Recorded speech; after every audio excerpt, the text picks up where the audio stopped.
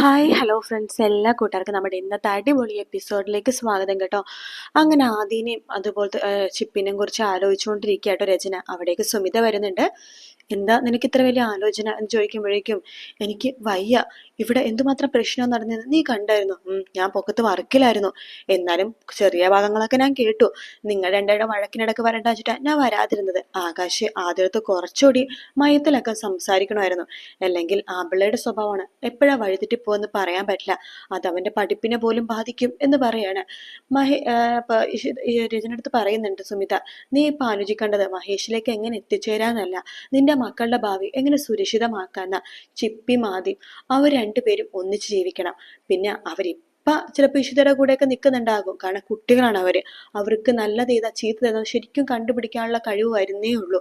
അവരുടെ അടുത്ത് നല്ല സ്നേഹമായിട്ട് നിന്നാൽ അവരാ നല്ലതെന്ന് പറയും. അതാണ് ഇപ്പൊ ചിപ്പിക്ക് സംഭവിച്ചത്. ആദ്യം ഇടയ്ക്ക് ഇങ്ങനെ പറയുന്നുണ്ടല്ലോ, പറയുന്നുണ്ട്. അത് വേറൊന്നും കൊണ്ടിട്ടല്ല, ഇഷിത ആ രീതിയിലാണ് അവർ ട്രീറ്റ് ചെയ്യണത്.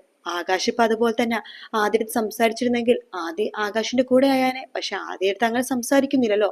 അല്ല, ഇന്നെന്തായിരുന്നു പ്രശ്നം എന്ന് സുമിത ചോദിക്കുമ്പോ രചന പറയുന്നുണ്ട്, എന്റെ മോൻ ഭക്ഷണം കഴിക്കാൻ വേണ്ടി വന്നിരുന്നപ്പോഴേക്കും എന്തൊക്കെയൊക്കെയോ പറഞ്ഞ് ആകാശ് അവനെ കുറ്റപ്പെടുത്തി. അവന്റെ ഡാഡിനെയാണ് 2 പ്രാവശ്യം ആകാശ് ചവിട്ടി താഴ്ത്താൻ നോക്കിയത്. അവനത് സഹിക്കൂ, അവൻ പ്രതികരിച്ചു.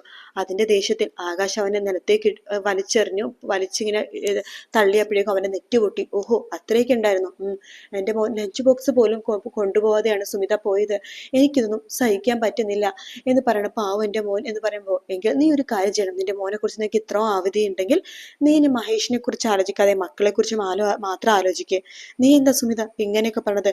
മഹേഷിനെ എന്നെ വീണ്ടും ഒന്നിപ്പിക്കാന്ന് പറഞ്ഞതല്ലേ നീ? അതെ, ഞാൻ അങ്ങനെ പറഞ്ഞിരുന്നു. പക്ഷെ നീ ഇവിടെ ചെയ്യേണ്ടത് നിന്റെ മക്കൾക്ക് വേണ്ടി മഹേഷായിട്ട് ഒന്നിക്കുക എന്നുള്ളതാണ്. നിന്റെ മോന്റെ അടുത്ത് ഇഷിത എന്തെങ്കിലും പറഞ്ഞിട്ടുണ്ടോ? അതെ, അവളിങ്ങനെ പറഞ്ഞിട്ടുണ്ട്, ഞാനും മഹേഷ് ഒന്നാവാണെങ്കിൽ അവൾ മഹേഷിന്റെ ജീവിതത്തിൽ നിന്ന് ഒഴിഞ്ഞു പോകാന്ന്. അതാണ് ഇഷിതയുടെ കളി എന്ന് സുമിത പറയാണ്. കാരണം അങ്ങനെ പറയുമ്പോഴേക്കും ആതിര മനസ്സിൽ അവളുടെ സ്ഥാനം കൂടുകയാണ് ചെയ്യണത്, കുറയുകയല്ല. അതുകൊണ്ട് അവന് ഇഷിത നല്ലൊരു സ്ത്രീയായി മാറിയത്.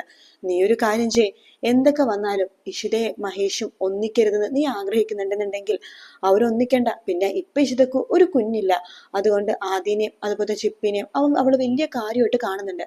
നാളൊരു സമയത്ത് അവൾക്കൊരു കുഞ്ഞായിക്കഴിഞ്ഞാൽ ഈ ചിപ്പി സ്നേഹമൊക്കെ അവിടെ തീരും.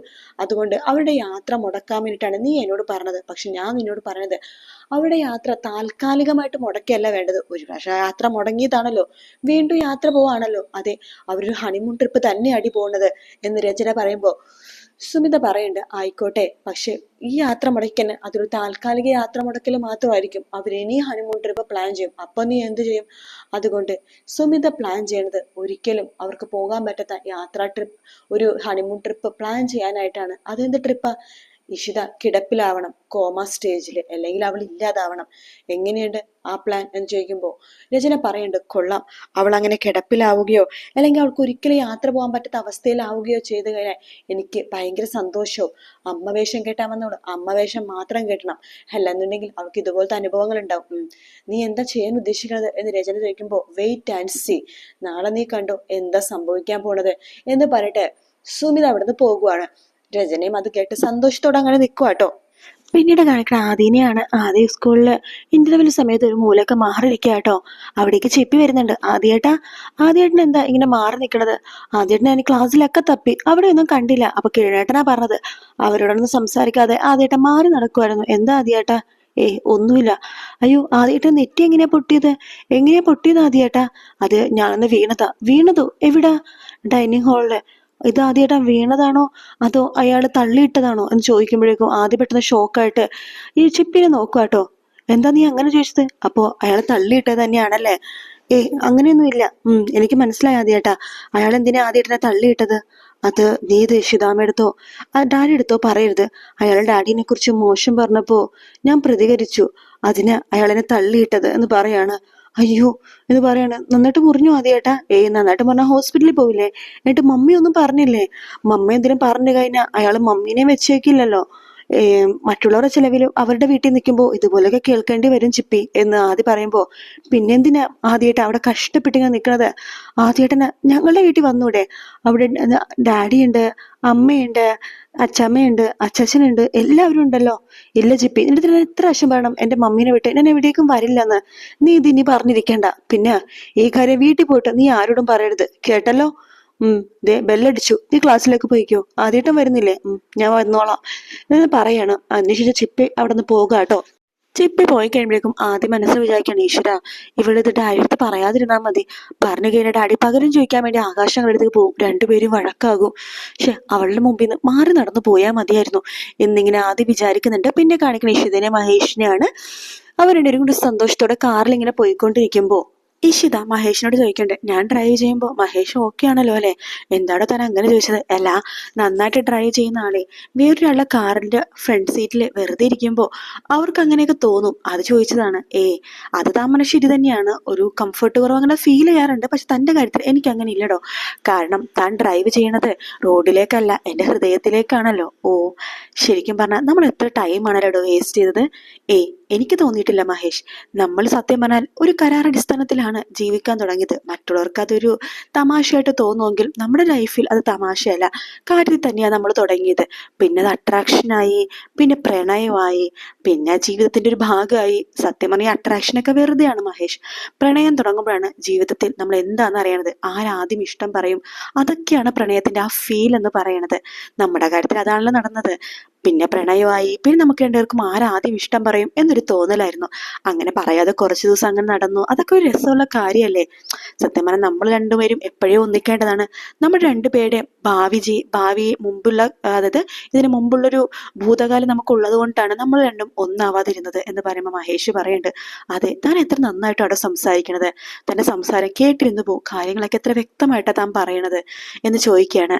ആ സമയത്ത് ഇഷിത പറയണ്ടേ, അല്ല മഹേഷിന്റെ കാർ കിട്ടാൻ താമസം എടുക്കോ? എന്താ ഇത്ര താമസം എടുക്കണത്? എടോ കാറിൽ കുറച്ച് വർക്ക് ഉണ്ടോ, സത്യം അതാണ്.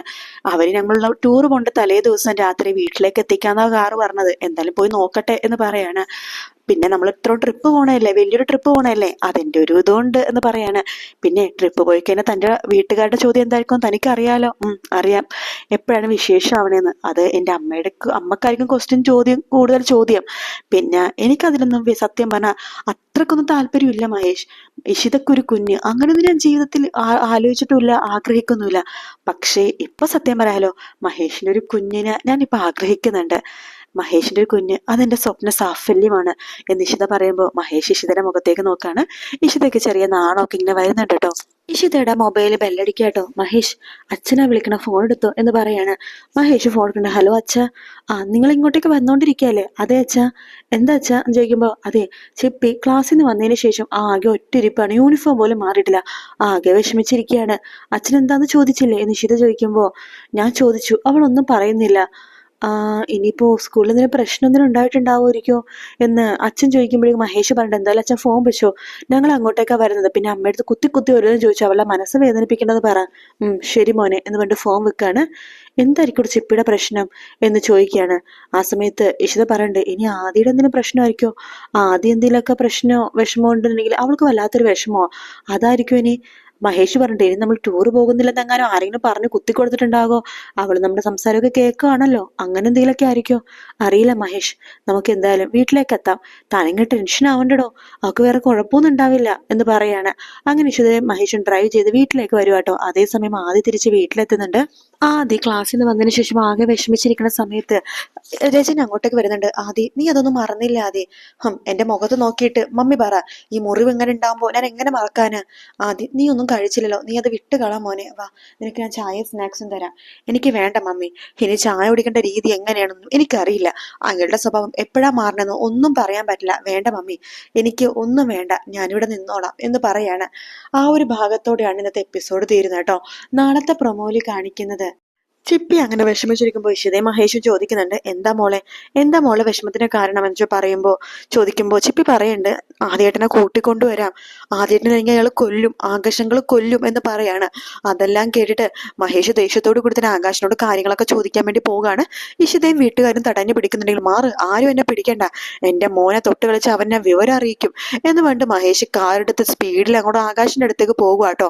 ശേഷമാണെന്നുണ്ടെങ്കിൽ ആദി രജനെടുത്ത് പറയുന്നുണ്ട്, എന്റെ ഡാഡി എങ്ങാനും വന്നത് മുമ്പിൽ നിന്നാലുണ്ടല്ലോ ആകാശങ്ങൾ പേടിച്ചു പോകും, എന്റെ ഡാഡി ചോദിക്കാൻ വന്ന ആകാശങ്ങളിൽ തിരിച്ച് പറയാൻ മറുപടി പോലും ഉണ്ടാവില്ല എന്നൊക്കെ പറഞ്ഞിട്ട് കോൺഫിഡൻസിൽ നിൽക്കുവാണ് ആദി.